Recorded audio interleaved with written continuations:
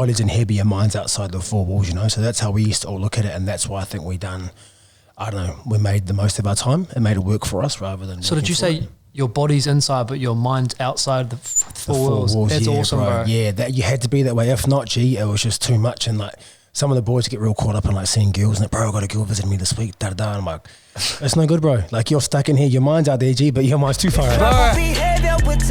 Chill my bro. Chill my I need to get some new seats, bro. I feel so like a little way. I feel quite big through the chest there, so it rolls the shoulders through. Hey, yo, what's up? Welcome back to the Webway. Got the bro on today. We've been trying to get the podcast actually for a while now, which is cool, but glad we could sort of tee up the time. But for people that don't know who you are, bro, do you want to say who you are and what you do? Yeah, of course, bro. So my name's Myles. I operate a little coffee cart I was in Lower Hutt. I'm now operating on the corner of Dixon and Taranaki Street Thursday and Fridays. A bit of a family man now. Got a 7-month-old baby at home, so man's missing a bit of sleep, but you know, well worth it, eh? Mean. Yeah. And I can definitely vouch for his coffee. I've had it a few times now, actually. Get the old black coffee with the sweetness. Yeah. Have to. But yeah, so awesome to have you on, brother. So you said you're a coffee cart. So how's that been going? Yeah, it's good, bro. I just hit my first year of operating the 17th of last month, so as you know, bro, heaps of up and downs, eh?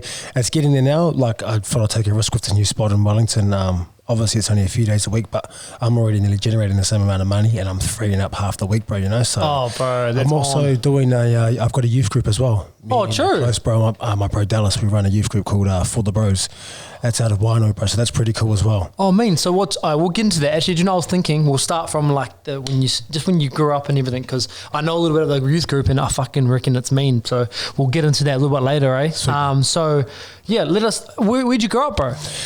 Oh, bro, over in Paradise, G, Wainui. Oh, one way in, one way out. Thankfully, I'm on the other side of the hill now, but I still love the place. And how was that, bro? Nah, bro, I love Wainui, bro. Like, born and bred, really proud of the place. I lived there till I was like 21 years of age. Went to Wainui High School. Oh, yeah, so straight born and bred. League fan as you are over there, eh? Yeah. Nothing else to do. Unless you're out selling tinnies and that, so.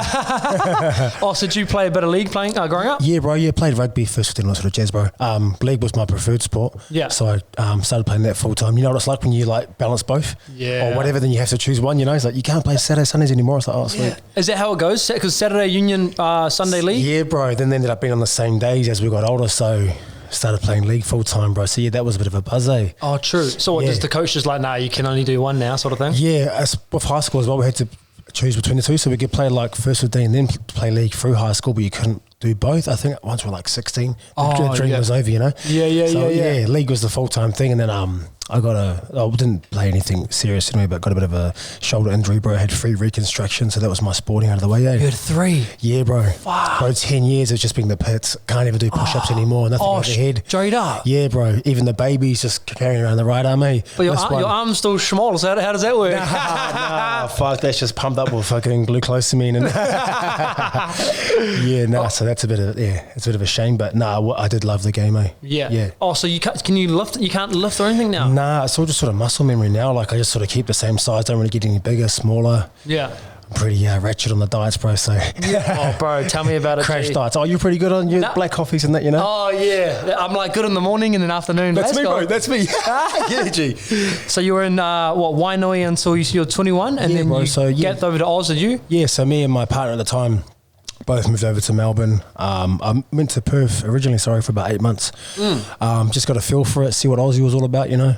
Wasn't really for me. Bro, the hot ass weather, eh? Perth? Just sweating galore. Yeah, G. Even their winter was hotter than our summers here, you know. Hey. Yeah, bro, it's full on. It's quite far, eh, as well, from here. It is, it's quite far too. I think we had to like fly to Melbourne, then from Melbourne to Perth maybe. Yeah. I'm pretty sure that was an extra 3 hour. I can't quite remember. Sure. But yeah, it was full on. Then we moved to Melbourne, set up there, bro, where I got into like a little youth work there. Mean, bro.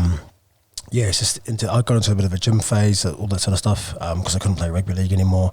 And then, bro, it was probably done youth work for like 4.5 years there. So youth work's obviously a massive part of your life, bro. Because, I mean, you do the youth group now, and you've been doing it since Oz. And what I guess, turned you to youth? What sort of drove me towards it? I don't know, bro. Like, I guess with the upbringing I had with my old man, I guess, and my mum essentially as well, I just knew what others were going through and could sort of relate to them. And thankfully, rather than me going down the wrong path at that stage of my life, I wanted to try to influence and help others going through certain things. And I guess I didn't have any massive, no degrees or no real qualifications other than like life experience. Yeah, and yeah, a lot of the kids could relate to me because of that. Yo. So that was really cool, bro. That's awesome, brother. Yeah. So I really loved it. I done a little bit of personal training on the side with a few of the bros over there, but yeah, youth work was always my thing. Mean. So I done that for about 4.5 years, bro. And then that's when things all sort of went downhill from there, eh? Fuck. So you went from Wainui to over to Oz, but you've always been into youth work? Because I feel like you're right when you say you've sort of got a few paths, and I think someone that's been in that situation before and talking to people that might go that way, and I think it's massive what you're doing, bro, because I think if you've been through it and you know what to do and what not to do, I think if you're hearing it from the horse's mouth, bro, that's like next level. Yeah. You know what I mean? It's like when people, it's like a gym guy trying to tell you to do this and that, and he's not big, but I'm not going to listen to you. You know? Yeah, exactly, bro. Yeah. You know? Those PTs are like 50 keys, eh? He's bro. Like, you're eating carrots. Like, come on, cuz. Brotherhood, I got Lyle Bay, City Fit, and Brotherhood, none of them are in shape. Yeah. I'm not going to listen to you or you. Yeah. I should be running classes here. I've seen the six-pack, cuz. No, shit, no. Skinny. True. So you said you went over to Oz and you said things went the wrong way. So how did that all come about, bro? Yeah, bro. So I moved in and got my own place and started living on my own. One of the bros moved in with me, who's from NZ as well. That's when I last injured my shoulder. Yeah. So one of my clients attacked me, bro. It was a female, so she was like 13. Oh, heavily medicated. Like she was quite strong for her age, but she's sort of 13-year-old female. I'm a grown man, you know. My arm was behind my back, bro, and you can't restrain them. You can't restrain the clients. So anyway, my arm was behind my back, bro. She sort of got me in a position, on the back of a bench, and as she jumped, my arm was like sort of on the bench like this, and she jumped on the back of my shoulder, and it just sort of like lengthened my arm back, like sort of chickling. And I tore the bicep off the bone because I torn the tendon like twice at that stage, and this tore the bicep muscle and the tendon. Oh my God, bro! It was like an elastic band just snapped out. I was just like, fuck. So I was on the ground, you know, like fucking told her to get out and that. Yeah. And then anyway, long story short, I was meant to be on work cover, which is like ACC. Yeah. Cover my wages, and my operation had been approved. And then, bro, they wanted me to get a physio like 4 times a week. They were trying to do everything they could to get me to sort of like reverse the, all like the process of being paid and going for the operation. Then they declined it, bro. So I had to go through like conciliation, which is like before the courts to argue the fact that it had been approved prior, blah, blah, blah. Oh, yeah. So I went through all that, G, and I think I got into a real dark headspace. Like I couldn't gym anymore.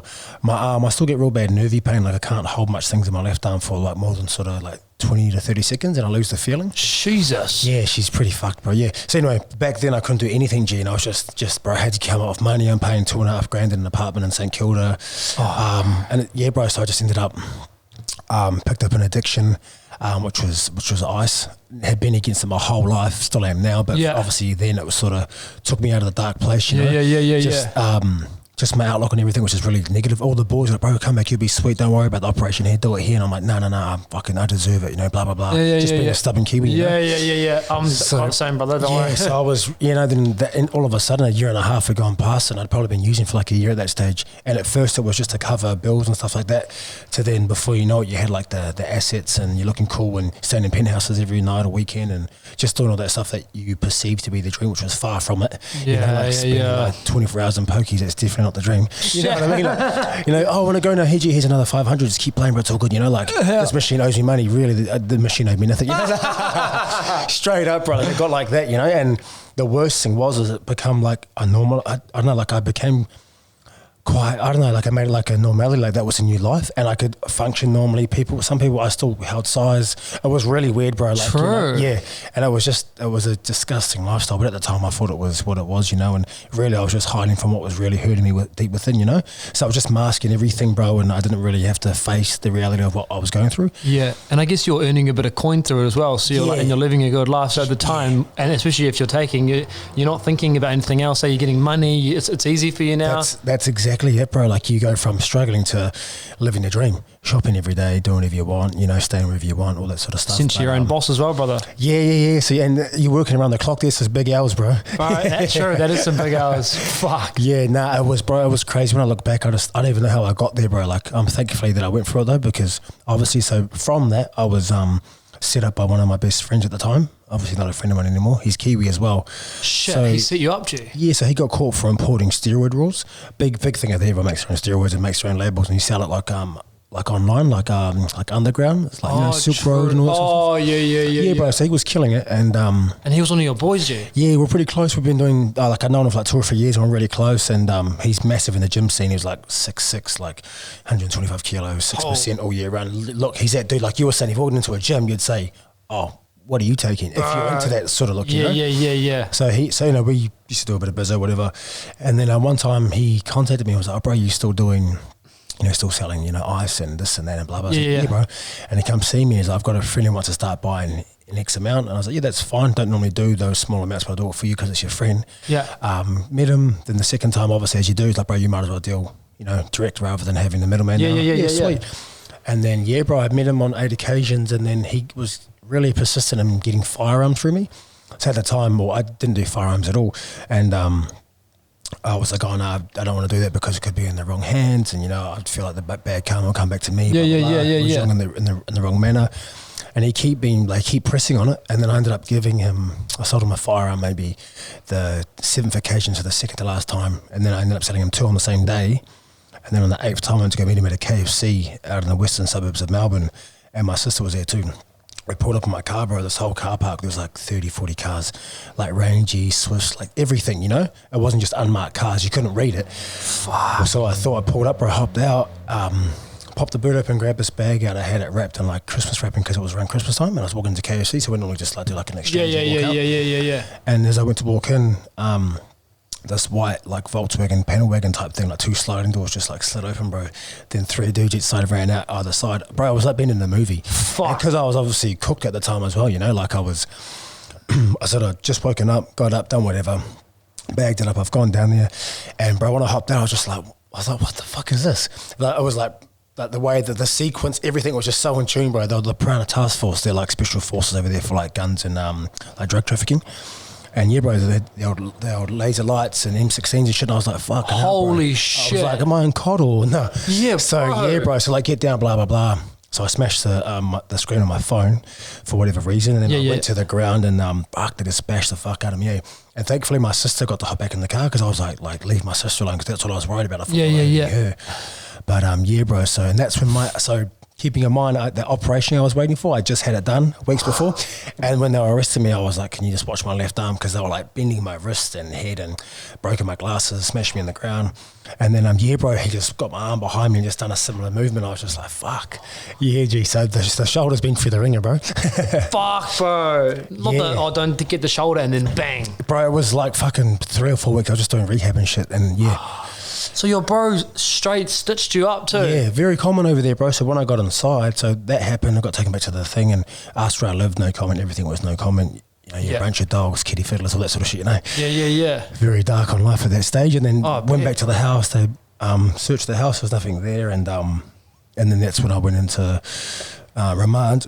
I was held for like 11 months on remand and I didn't know what my sentence was looking like. It was really hard, bro. Like when you're first in, like people tell you, oh, bro, you're probably looking at this, 10 years, 20, probably 5 years. Oh, bro, you're going to do like 6 months. So obviously you're trying to go more towards the 6 months, what I mean? Of course. But the unknown is what really gets you when you're inside. But I met a lot of good boys in there and that's when I found myself again, bro. Like I couldn't even do push-ups properly, but I managed to train through it and started getting like pain relief in there and started training again, training 3 times a day and just getting really healthy and fit, Shit. And that's probably where I was at my happiest, to be honest. Like I thought I was happy where I was, not realising I was masking everything. Yeah. And then once I was inside, bro, I found myself again. I was just like, fuck, where have you been? Thankfully, it didn't take too long. Like a year and a half was a good wake-up call, I'd done 2.5 years inside as well. So I got 5 years, bro. When you get sentenced there, it's a top and a bottom. So 5 years is with the parole period. The bottom is to be served. So you have to serve 2.5 years minimum. But in those days, bro, you can't make any mistakes. Like you can't get charged for like fighting and stuff. Well, if you fight, you got to fight in a cell. You got to be real smart, bro. Because if you do anything wrong, you could do it the first day you come in here, 2.5 years later. So we've got no visas in Australia, obviously. So we get deported if you get more than a year. But the parole will look at you and say, oh, you had a fight on the first day you come in. It's like, oh yeah, but I'm rehabilitated, I've done all my programs, blah, blah, blah. I was even doing youth work when I was inside too, working with like heaps of the IDS, like low functioning people. So that was pretty cool too, but it was a buzz, And all that wouldn't have mattered though, bro. Like they're so picky, G. So a lot of the boys over there now, bro, are doing that top sentence as well. Then they go to a detention centre. then they get deported back because they're trying to fight their visas. Whereas me, I was like, I'll sign to go now, then fight it from New Zealand. Yeah. So I pretty much saved 2.5 years of my life, essentially, you know. That is crazy, bro. Yeah, So bro. you say you get in there, obviously. I mean, looking from the outside, I don't know what jail's like, bro, but, you know, it's not a place that you want to be. But you think you really found yourself in there with a good bunch of lads. Oh, bro, when I met all the boys, a lot of Islander, Māori boys and other half-caste white Kiwis like myself that are part Māori or Islander, whatever. And just the bonds and brotherhood that you make in there, you almost don't even get that on the outside world. Yeah, true. It's really hard to, like, you literally got dudes that will die for you, you know? And you just all have each other's back to the extent of, oh, you've never boxed before? Well, you come in here, learn how to box. You know, I kickboxed every day for like 2.5 years, and I finally got the hang of it. I sort of knew what I was doing a little bit, had no idea really when I got in there, you know. And I was like, okay. So all the boys learn how to like defend themselves, lift to get heavy, eat healthy. Like, bro, I was dieting in there, like tuna and rice, black coffees. Like me and straight up. Yeah, me and one of the bros, Irks, we were dieting every single day, bro. Then I got outside and I was like, fuck. I thought it was easier outside, bro. Not even. Oh, hey. Yeah, G, nah. Fuck, that's crazy. So you're just really strict in there, bro. And it's just, I don't know, you get in a really healthy mindset because I guess, you know, there's two ways you can go about it. You can be depressed and, oh, I'm in jail, this sucks, blah, blah. Or you just know? fucking Or just, bro, your in. body's in heavy, your mind's outside the four walls, you know. So that's how we used to all look at it. And that's why I think we made the most of our time and made it work for us rather than. So did you say your body's inside, but your mind's outside the four walls? That's yeah, awesome, bro. Yeah, that you had to be that way. If not, G, it was just too much. And like, some of the boys get real caught up in like seeing girls and like, bro, I got a girl visiting me this week, da da da. And I'm like, it's no good, bro. Like, you're stuck in here, your mind's out there, G, but your mind's too far out there. Bro, hard. All of a sudden, bro, she called me, she's been seeing this guy. I'm like, cuz you're doing 10 years, you know? Like, Yeah, oh, you know, you should be wrapped your scene. So for me, bro, I just blocked all that stuff out. Like, it was just family, you know, my boys inside, whoever else come to see me that was like my guy mates or girl mates, but no, nothing outside of that because of those reasons, bro. So you're just making your time harder. Yeah. You start getting feelings and stuff when you're inside. Fuck, bro. I like the way you think about it, though, how your mind's out of there, because I guess, as you say, you can either be, depressed and, fuck this, like, this is bullshit, or just be like, you know what, this is what's happening for the next 2 years This or 3 is life years. right now. This is it, and I'm gonna try to rehabilitate and be a better person. And I mean, I've only met you recently, bro, and fuck, you seem to be doing some awesome stuff now, you know, like Thanks, the cuz. coffee cart and the youth group, bro. I mean, it's fucking inspirational, bro, seriously. Thanks, brother. So what's it, bro, for people, from someone like me and people on the outside, bro, what's it even like day to day in there, bro? It must be pretty fucking crazy. Yeah, I don't know. I guess, like, when I first got in there, I was sort of preparing for the worst, and then I chose one of the rougher prisons to go to, Port Phillip Prison. It's like, it's hard. It's like a jail term. It's like where all the heads go that you'd want to be around. So they call them like toffs. Like, so just dudes that are just like, you know, their words all solid. Yeah. They don't fuck around. They don't lag. So lagging over there is like snitching. Oh, yeah. So there's a lot of snitches over there. So there was other prisons, they said, if you go to the MRC, it's a maximum security too, but a lot of dogs go there, which is like people that snitch.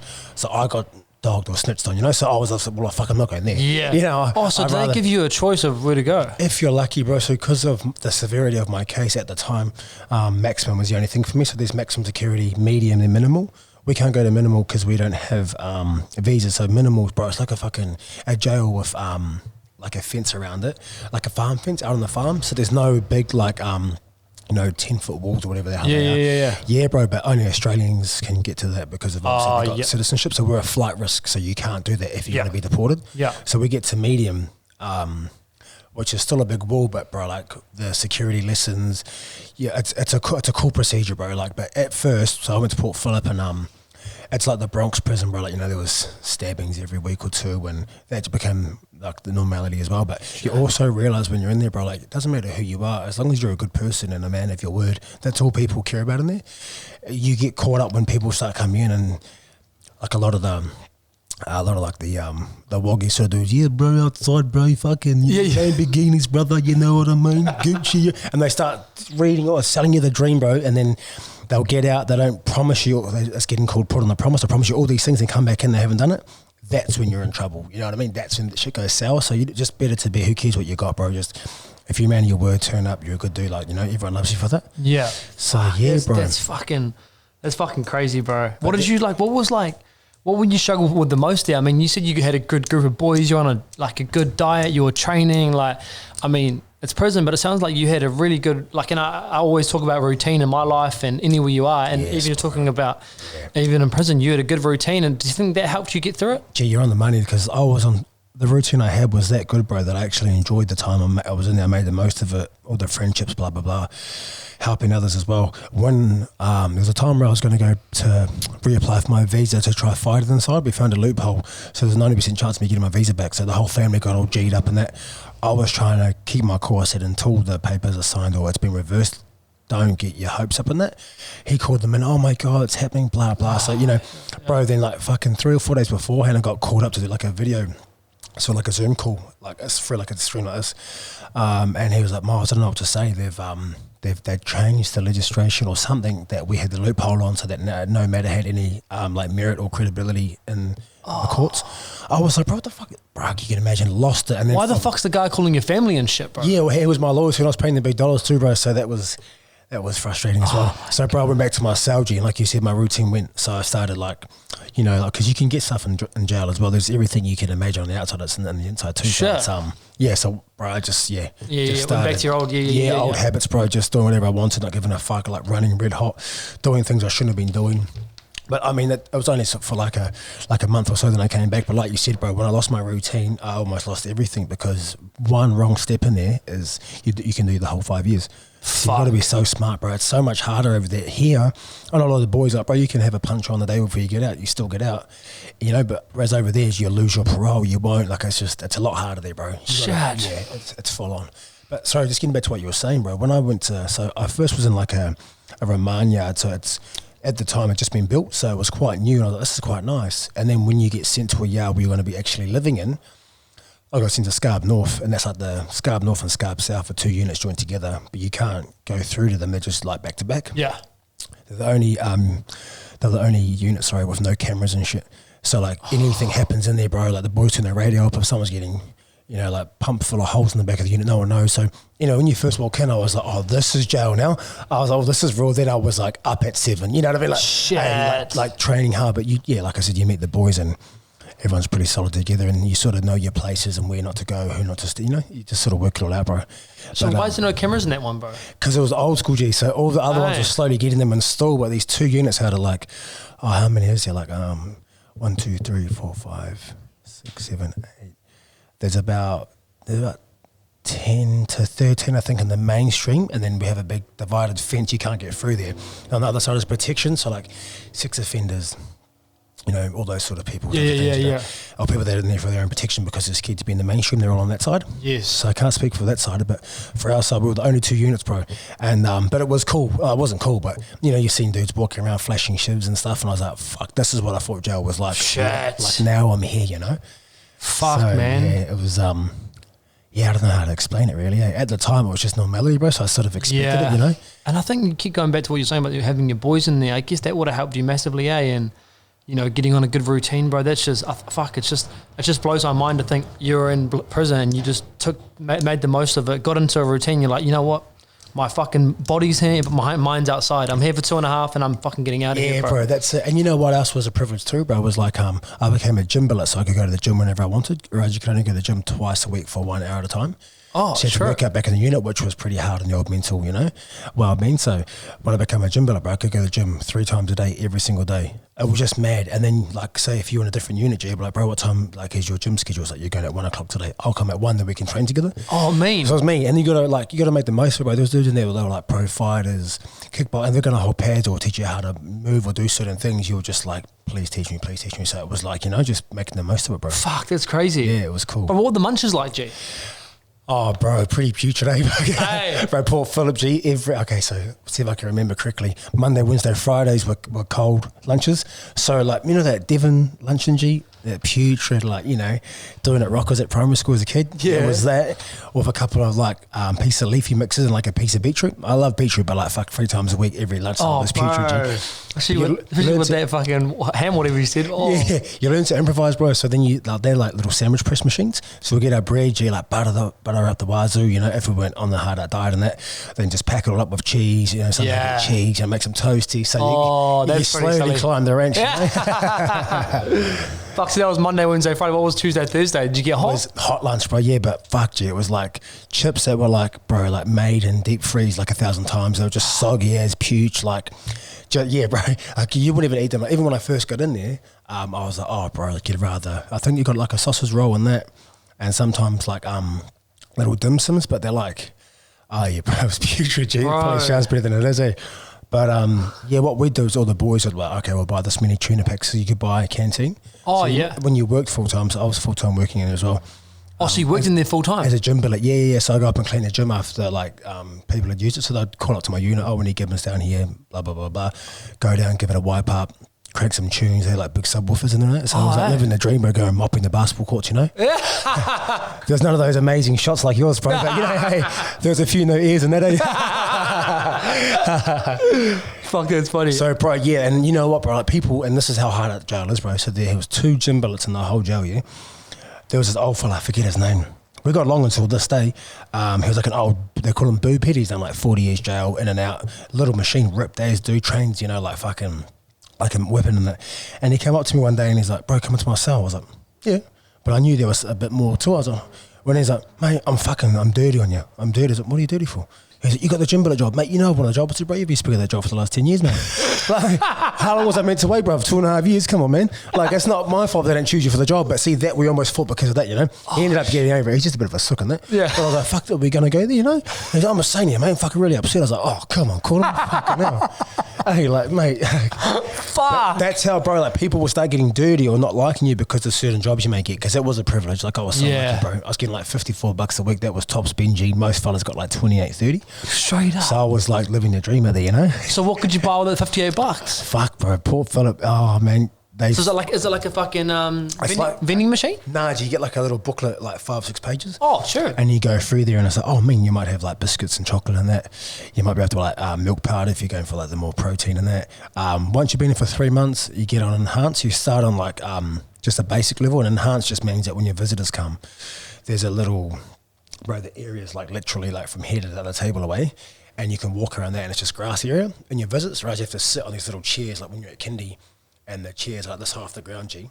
And your legs are like the chairs are all like bolted to the ground, so you can't sit with your legs too close to each other. And yes, you're all spaced away, you can't touch. And that's for the first 3 months? Yeah, and if you start of trouble, you get these blue jumpsuits, like big one-piece jumpsuits, and they have like a cable tie.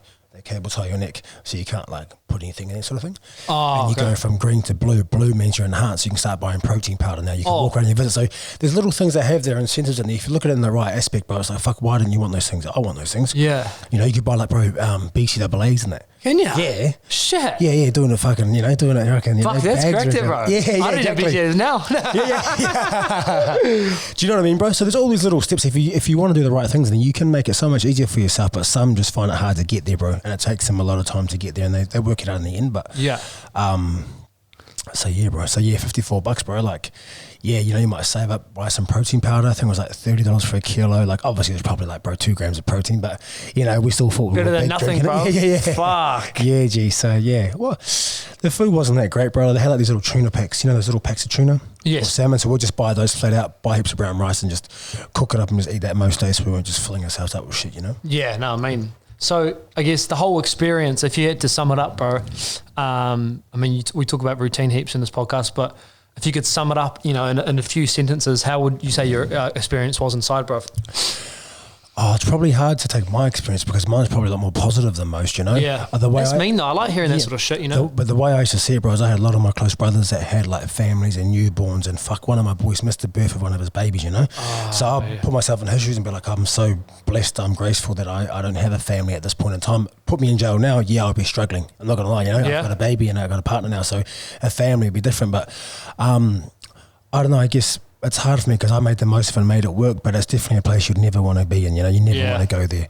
You know, there's so many ways you can go inside, there's so many things you see that happen that you wouldn't really want to speak about, that like, you know, it is as nasty as you think it is, you know? Yeah. But I guess if you can get into the right headspace when you're in there, you can make the most of it, but yeah, definitely not a place you want to be going, that's for sure. Yeah, fuck, bro. It's cool how you can speak about it so openly, bro, because, you know, if people are listening to this and, you know, they might be going down the wrong pathways, and you know, listening to you talk about it and, you know, what you've done, I mean, I think it's really cool, bro.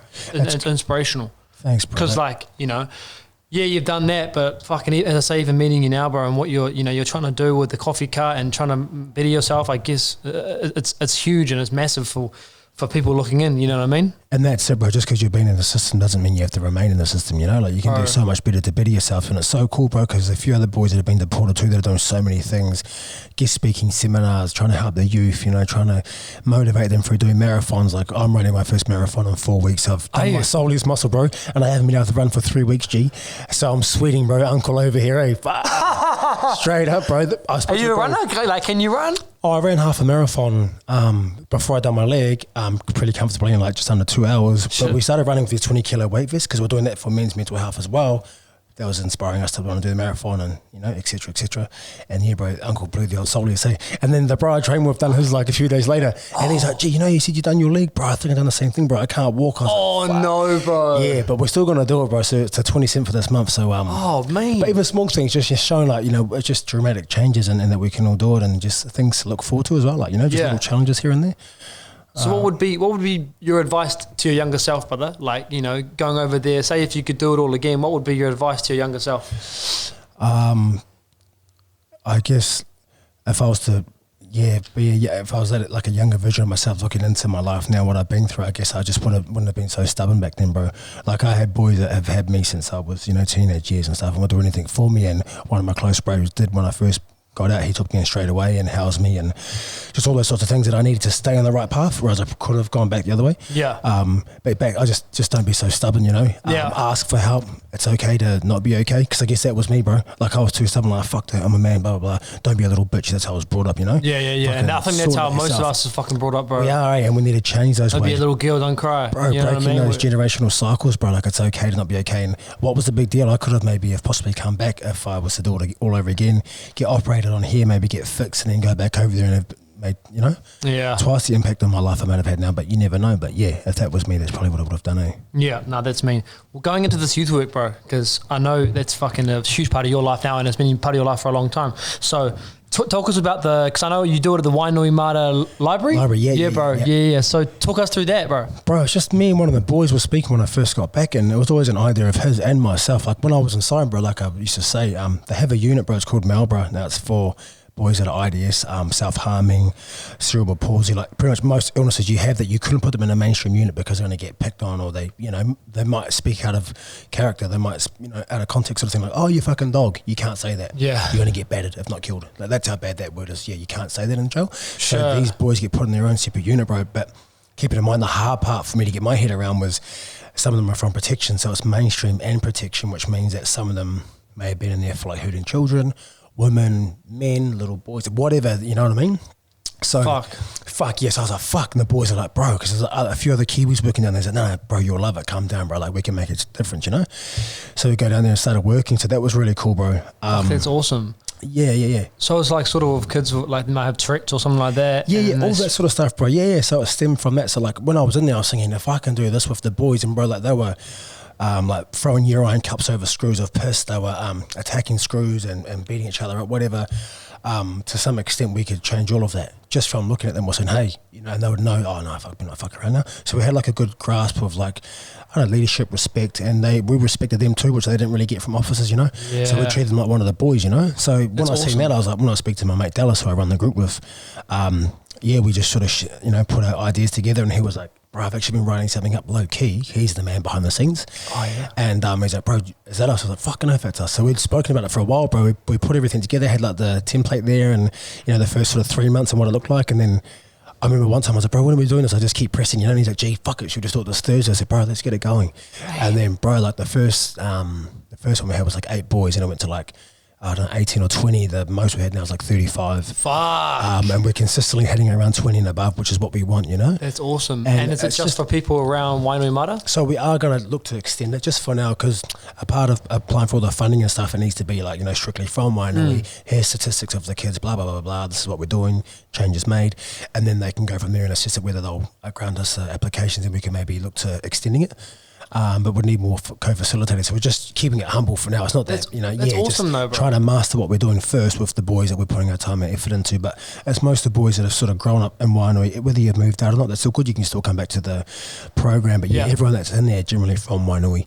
And it's just creating a safe space for the boys to be able to speak about mental health or, you know, problems with the missus, with the family, whatever, just stuff that you bottle up, bro, and you let it get on top of you. It might not be that big of a deal. Yeah. And hearing it come from us, like I'll share stories that I want to share with most people, and I'll tell them, oh, well, fuck, I've been through this, boys, or this has happened. I'll be like, oh, fuck, well, if you're saying that, then I'm going through this stuff too. I was like, bro, it's normal, bro. Just because I'm 30 doesn't mean that what you're going through isn't what I go through. Like, we're all still humans, bro, you know? Fuck, that's awesome. And I guess for those boys out there, you say they can go play rugby league or, you know, there's not much else they want to do. So I think going to a place like that and having a safe space is amazing, bro, because really there was not much awareness around mental health then, but now I think it's awesome, eh? And doing stuff like what you're doing, and even say it's humble, bro, it's mean, bro. That's awesome. You need to be like, yo, I'm doing this, yeah, G. Of course, you know bro. what I mean? And it's cool because since we've done this, bro, there's other avenues. Like I've had a good friend of mine who was like, oh, bro, I've got a recruitment agency or I work for one. If these boys need any form of work throughout, I've got that. So now I'm like, oh, boys, I can get his work if you just want to take it serious.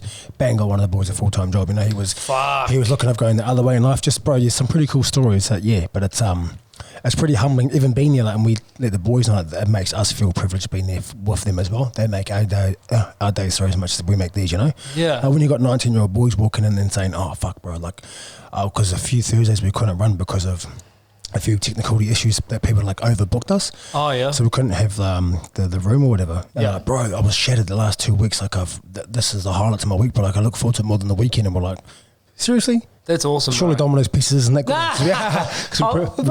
We provide pizza, which is paid for as well on behalf of Domino's Winery. So see, cool things, bro. People just start, you know. That's fucking awesome, G. That's fucking awesome. You should do one out in Wally's, bro. Well, we were saying that we wanted to extend it out because it is hard, and you do feel like a ratchet come. People say, oh, bro, we've got this person in here, he's struggling with these types of things. And it's like, fuck, if I had more time, I would come and see him personally or whatever. Yeah. But I've said we are looking at extending, so we'll keep you in mind, all that sort of stuff. But yeah, it would be cool to start branching out, eh? Bro, definitely. And because would you, like, is this sort of your passion? Because I know you get a coffee cut, bit of an entrepreneur, aren't you? Please. Bro, I'm just scraping GE. No, head's like just above water, eh? Bro. I feel like I'm across right out there in the water, you know? Like no, but like, are you, like, is this like sort of, because obviously you've been in youth work for years now, is this sort of your passion? Yeah, bro, you want to? Yeah, 100%, bro. Yeah, it's definitely my passion. If I could do this full time, like, it's just hands down, you know? Yeah.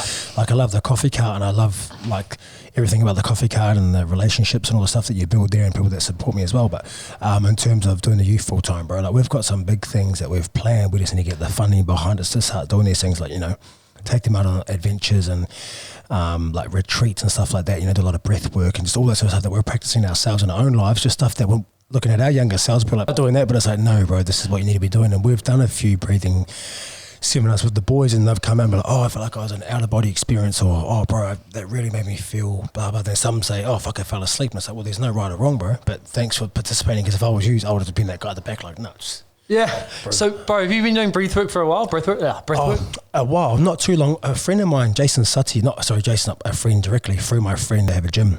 They had him come down and they invited me down there. So I went down, bro, to see what it was all about. And we done the breathwork and the ice baths, and I was just like, whoa.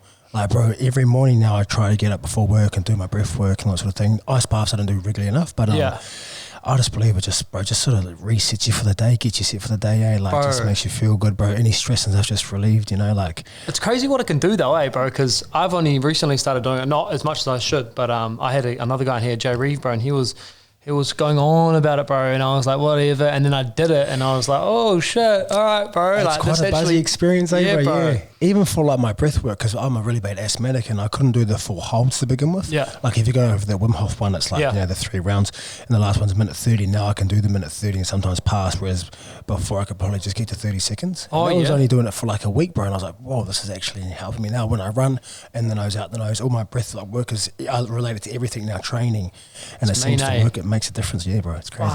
Bro, that's, because I didn't think like how much of a difference it would make, and even people listen to that potty, bro, they started doing it and they're like, fuck, did you make a difference? And I was like, come on. Even if you can help one person, eh, bro? Yeah, of course. That's fucking crazy, bro. Bro, this is a bit of a laugh as well, bro. I had to support the bro, of course. Before coming out, I was like, oh, I've still got that T-shirt. Oh, yeah. I got a good story behind it. That's why I had to bring it out. So anyway. By the way, people listening, he just took his kit off and he's got a hoodie on. Oh, a T-shirt on. Yeah. So, bro, we're out at the bro, Teddy was. And, so it's the missus' birthday, so we're out in town. And then we're going home. So normally I'm the one that buzzes around to Trix's house and she's like, oh, babe, it's already, you know, this time we should probably crash out. Got baby on. Yeah, no, you're right, you know. We've only been out maybe 3 or 4 times since having baby. Yeah. But it was her birthday. She's like, babe, what's the bro up to? I was like, hey, what he's up to? Oh, we're just having a bit of a quarter of the wine at mine, Yeah. A few bourbons and that. I was like, bro, we'll come round. Yo. And then she starts speaking about your clothing, or he was speaking about it. He might have just gotten some fresh clothing, whatever. Yeah. She walks out with this brand new tee. I was like, what are you up to? She's like, I was like, hey. And then before we were coming, I was like, oh, keep that fresh. And when I spoke to you, I was like, I want to rock that in there, No, that's funny as bro. Nothing like a good kick on, eh? Bro, hard. Tell was a good follower, eh, bro? Oh, he's the best. Yeah, he's the man, bro. Fuck, he's lost heaps of weight, eh? Bro, he's killing it, eh? Bro. I told him, bro, you got to stop losing weight, bro. You're making us look bad out here. Bro, straight up, because he's doing what? He's doing 100 days sober. 100 days sober, bro. Yeah, there's reasonings behind that. I don't know if he shared it with everybody, so I won't burst the bubble on that. But good on him, bro. Just the fact is, bro. Like, I spoke to him a few times. Like, gee, so I went to town last night, and bro, it's buzzy watching cunts drunk, eh? Fuck, some out of the cunts out there. Like, that's generally us, bro. That's usually us, bro. Brotherhood. Yeah. Bro, he's a good fellow, eh? And he's when I first met him, bro, I didn't really know what to expect, but he's a fucking smart dude, eh, bro? Very intelligent, bro. Like, me and the bro lived together, for like 7-8 months, and like with my downtime, I used to play COD hard out in it, headphones on, jamming. Yeah. And this fellow would be like, he'll come in and then I'll be like, what are you up to? Oh no, I'm just watching some scientific fucking videos. I'm like, bro, you right? I'll walk in, there's a Joe Rogan flat stick. This is like a couple of years ago now. Yeah. And he was just always learning, bro. I don't know why, but if I'm kicking back, mum always said, like if there's one thing you can do in a day, make sure you learn something. And I was like, oh, this dude. It's so true though, eh? So even these days, like I'm more into the podcasting now and audio books, and it's important to be upskilling, eh? Bro, hard, because he was meant to do his potty, wasn't he? A podcast, but he didn't fucking... It was. I'm not too sure what's going on there. I'm pretty sure he'll come around at some stage, but... This would be mean, I reckon. Yeah, his would be hard case. It'll just be crack up, say. Bro, hard. Fuck, so on the potty, bro, what we do is... we basically, what we say was, sit down with anyone you want in life, bro. It could be someone who might inspire you, someone who thinks crack ups, or fucking anyone you want. I'll also say, not your missus, just because, I'm sure you're inspired by her, but... Oh, bro, she's enough of a headache. She can watch it over and over as well. Bro, because the first 3 potties I did, bro, people were like, straight up. My missus, and I was like... they're just going for brownie points, bro, hard. So, you can have a 3-course meal with this person. So, starter, main, and dessert. But before we get into that, who would you have the dinner with? the 3-course meal. Oh, bro, that's huge. Because you can go about it a few ways, my bro. It could be, the funny ones. Could be a bit of an auntie. So Inspirational. Yeah, I reckon probably Dwayne Johnson. Like, I've been loving David Goggins recently, obviously only because I'm running though.